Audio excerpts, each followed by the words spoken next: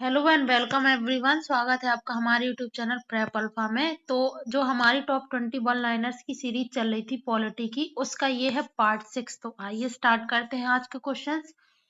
किस मामले में सुप्रीम कोर्ट ने कहा कि उद्देशिका संविधान का भाग है और इसमें संविधान संशोधन किया जा सकता है? तो केशवानंद भारती मामला 1973 में। नेक्स्ट है उद्देशिका में पहली बार संशोधन किस संविधान संशोधन द्वारा किया गया? तो 42वां संविधान संशोधन 1976 वाला। नेक्स्ट है 42वें संविधान संशोधन द्वारा उद्देशिका में कौन से 3 शब्द जोड़े गए? समाजवाद, पंथनिरपेक्ष और अखंडता। नेक्स्ट है क्या उद्देशिका गैर वाद योग्य है? हाँ। नेक्स्ट, संविधान का कौन सा भाग कल्याणकारी राज्य के आदर्श की घोषणा करता है? तो राज्य के नीति निर्देशक तत्व डीपीएसपी। नेक्स्ट है अनुच्छेद 1 के अनुसार भारत क्या है? राज्यों का संघ। किस अनुच्छेद में कहा गया कि संसद को राज्यों के पुनर्गठन की शक्ति है? अनुच्छेद 2 में। राज्यों के पुनर्गठन के संबंध में विधेयक किसकी अनुमति के बाद ही संसद में पेश किया जा सकता है? तो राष्ट्रपति की अनुमति के बाद।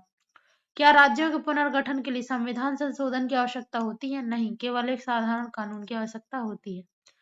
क्या राष्ट्रपति राज्य विधानमंडल के विचार अथवा सिफारिश मानने के लिए बाध्य है? नहीं। राज्यों के पुनर्गठन के लिए किस आयोग ने कहा था कि भाषाई आधार होना चाहिए लेकिन एक राज्य एक भाषा का फॉर्मूला नहीं? फजल अली आयोग 1953। नागरिकता का वर्णन संविधान के किस भाग में है? भाग 2। नागरिकता संबंधी कानून बनाने की शक्ति किसके पास है? संसद के पास, केवल संसद के पास। भारत की नागरिकता प्राप्त करने के कितने तरीके हैं? 5 तरीके। जन्म, वंश, पंजीकरण, देशीकरण, क्षेत्र का समावेशन। जन्म के आधार पर नागरिकता प्रदान करने के सिद्धांत को क्या कहते हैं? जस सोली। रक्त संबंध के आधार पर नागरिकता के सिद्धांत को क्या कहते हैं? जस सांगुइनिस। यदि कोई व्यक्ति स्वेच्छा से भारत की नागरिकता त्यागता है तो उसके नाबालिग बच्चे की नागरिकता का क्या होगा? वह भी भारतीय नागरिकता खो देगा। ओसीआई का पूर्ण रूप क्या है? Overseas citizen of India.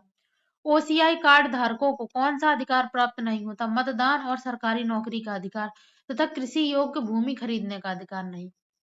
NRI कौन होता है? ऐसा भारतीय पासपोर्ट धारक जो किसी वित्तीय वर्ष में कम से कम 183 दिनों के लिए किसी अन्य देश में रहता है। Thanks for watching. Subscribe for more.